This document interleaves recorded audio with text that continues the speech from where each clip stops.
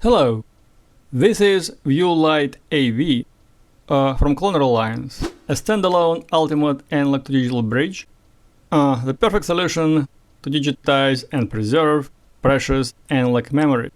Hereafter I'll be calling it simply the box.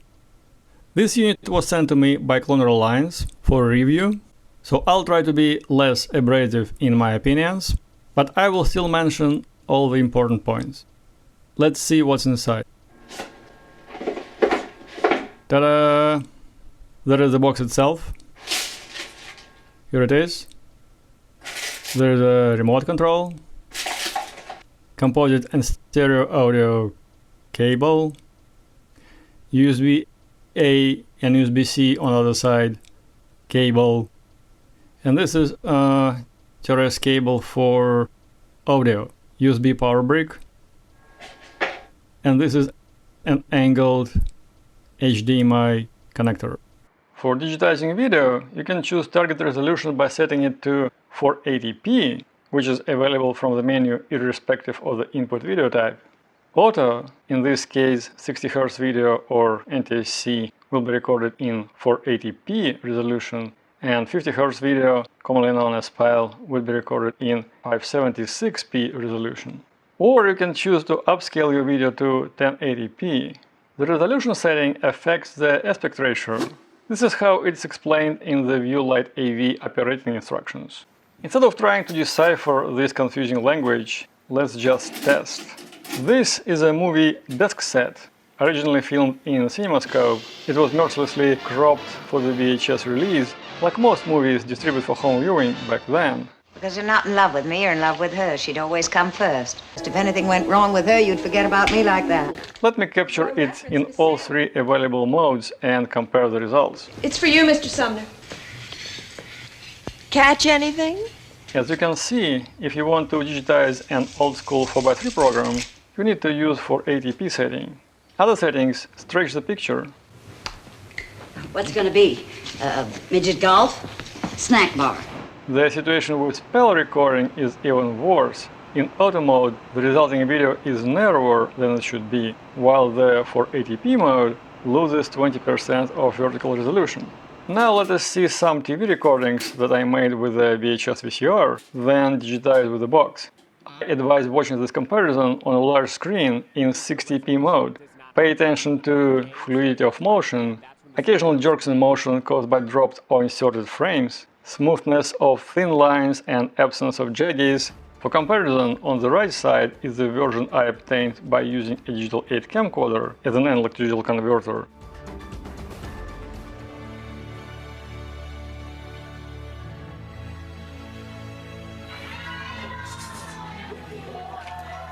If you have noticed a difference and you prefer the picture on the right, but cannot pinpoint what exactly is wrong with the picture on the left, I'm going to tell you the dirty secret that the operating manual of the box glosses over. The box is advertised to be able to upscale analog video up to 1080p 30 resolution. What about other resolutions and, more importantly, frame rates? The box retains the frame rate of incoming video, so the resulting frame rate is either 25 or 30 frames per second. But analog video has usually been acquired, transmitted and recorded in interlaced form, meaning that each video frame is split into two fields, and the lines of these fields intermesh or interlace with each other. Contrary to what we've been told at the dawn of television, the beam moves back and forth so rapidly that a complete still picture is formed. The quick succession of 30 pictures a second produces the apparent motion. Fields are independent from each other. Each field represents a separate temporal event, and a complete picture consisting of two fields is never formed. Let John Hess from Filmmaker IQ demonstrate it to you. Notice how each frame of the television is a different image, just like each frame of the 60 FPS video. Each field is shown independently. The same applies to many forms of digital video as well, including modern-day HD television broadcast. A flat-screen television set converts each field into a complete frame, producing a smooth-looking 60 frames per second picture. The box halves temporal resolution of the original video and also reduces spatial resolution because most of the time it uses just one field out of every pair of fields. How important is this? It depends. How important is it for you? Not a single customer who left a comment on the Amazon product page has mentioned frame rate discrepancy. Not only 5-star ratings or 4-star ratings, but even 2-star ratings don't mention image rate reduction and the video becoming stuttery. I see 3 different viewpoints regarding the frame rate issue. First, and the most numerous group, are the people who either don't know that the issue exists at all, or don't care much, and cannot see the difference in motion portrayal between 30 and 60 frames per second. They will find the Viewlight AV producing acceptable quality video. The second group are those who prefer 30p to 60p. Yes, there are quite a few people like this. Some of them even say that converting analog video to 60p creates fake frames that are not present in the original video. Others feel that 60p is unnaturally smooth and hyper-real. Whichever the reason, these folks will have no problem with the box recording the video at 30p. And then there is the third group on the other end of the spectrum, video archivists who strive to obtain a digital copy as close to the original as possible. I consider myself belonging to the latter group, and to me 30p is a deal breaker. It is not acceptable for digitizing analog tapes if one wants to preserve the original quality. Is there a workaround for this? The box can function not only as a standalone digitizer and recorder, but also as a digitizer only, sending digital video over USB to a computer. If the box sends the video in its original form, that's standard definition interlaced, then it would be possible to grab it on the computer and handle any way you like. This would be a good time to try Cloner Alliance's capturing software, Cloner Alliance Helper. According to the operating manual, Windows 7 is supported, but when I connected the device to my computer, Windows didn't find audio driver. In any case, as far as I could establish, the box sends out HD video at 25 or 30 frames per second, and if I try to record it at 60, it produces a speeded up video. When I tried to digitize a low quality recording, the picture was constantly freezing, then the recording stopped about 2 minutes I started it. When I used the box in a standalone mode to digitize 6 hours of low quality EP recording, it froze 57 minutes in, and the file has become corrupted and unplayable. Another option to obtain 60p would be to use HDMI output, because the box claims to output 1080p 60. I used this HDMI to USB dongle, which indeed reported 1080p 60 coming in, but every 2 frames are the same, so the feed is effectively 30p. There is another category that may prefer 30p to 60p. These are videographers who shoot with ancient VHS or Hi8 or even DV camcorders with broken tape transport.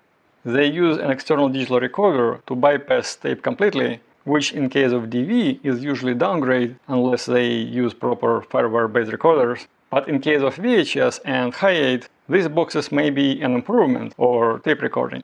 Many of these filmmakers don't know how to deal with interlaced video, and many of them prefer a lower frame rate because to them it looks more like film. This would be the use case for the Viewlight AV if it had built-in battery, but it doesn't. Well, don't despair. The box can still be used in the field because it's powered through a USB port. So all you need is a USB power bank and you're in business. You'll also want to mount it on your camera somehow. It's time to build a tapeless rig. I have 2 camcorders with non-functioning or barely functioning tape mechanisms. This is a JVC-GR SX950 NTSC. The viewfinder is on the side, so it can be used when the camcorder is mounted on the handle. Without a cassette inside, it shows these symbols, not just in the viewfinder, but in the feed as well. With the cassette inserted, these symbols are not shown in the feed anymore, but symbols for manual settings are. Also, it turns off 5 minutes after it has been turned on, unless it continues to record on tape. This is the Panasonic NV-RZ17 PAL VHS camcorder. The viewfinder cannot be used when the camcorder is mounted on the handle, but on the positive side, its feed is clean even without the cassette inside, and it stays on longer than the JVC. So I use this one for my test shoot. I made a separate video where I show my tapeless build, feel free to take a look. Here, let's admire the result. Remember that the box does not specify the correct aspect ratio in the file header, so I adjusted it while editing. Blazing sunshine is merciless to daytime shots. Stuttery motion caused by deep depth of field and fast shutter speed is aggravated by the box having the image rate. All of this results in a cheap cartoonish camera phone look. The only consolation is true 18x optical zoom and global shutter. During shooting, I noticed that the image on the screen is slightly behind the camera movement, because the box needs time to process the video. Evening shots fare better. A touch of vertical blur softens stair-stepping caused by the single-feed interlacing and makes the video more VHS-like. There is no characteristic VHS line jitter, because the box recorded live feed before it would be sent to tape. So what is my verdict? The Viewlight AV would work for someone who wants to digitize their analog recordings and is not very demanding, doesn't mind reduced image rate, doesn't care for wrong frame proportions, and whose tapes are in reasonably decent condition because the box doesn't seem to have a built-in time-based corrector and can freeze and look up on unstable video. The box will also work for a tapeless build like this, if you don't mind reduced image rate compared to standard video and laggy screen. On the other hand, if you plan to shoot something fast-paced like skateboarding, then you'll want full 60p frame rate. I think this box would be more competitive if it implemented some improvements, like time-based corrector. This is a long shot and most devices like this don't have one, but I don't see why with the modern hardware and software this cannot be efficiently, cheaply implemented. A setting to split a single audio channel into two, manual audio level control, offer separate options for scanning type, either to preserve interlacing or convert to progressive, for the interlacing type, same frame rate or double frame rate, improve stability when dealing with low quality signal, allow selecting aspect ratio 4:3 or 16:9. When 4:3 aspect ratio is selected and the video is upscaled to HD, it should be recorded into 1440 by 1080. Display the video on the built-in screen at the correct aspect ratio. Allow selecting constant rate factor instead of bitrate. Allow to power from a battery. And have a camera mount. Closing up, I want to quickly mention clones of the Cloner Alliance box. I don't know who copied from whom, or do they all take their products from the same source, but on the American Amazon website there are several products that look very similar to the Viewlight AV and have similar specs. First is the Porta VHS to digital converter. The box is slightly more angular, but all the buttons and ports are at the same places as on the Viewlight AV. Then there is Unishine, which comes in three versions. UR230A, which seems identical to the Viewlight AV, UR230AB, which has a base for a Sony battery, so it can be used without an AC power adapter, and UR500A Mini, which records into 1080p 60, but lacks S-video port. There is also King Ma, which comes in two versions. One is functionally identical to the Viewlight AV, another records into 1080p 60 and accepts Sony battery, so it is similar to the Unishine UR500A Mini, but the battery is integrated nicer. By the way, Cloner Alliance also has a version that records into 1080p 60 called Cloner Alliance Box Pro, and like similar Unishine and King Ma products, it can be powered from a Sony battery. That is all. Please like, subscribe and comment. Every bit of interaction helps me to promote my videos. Goodbye.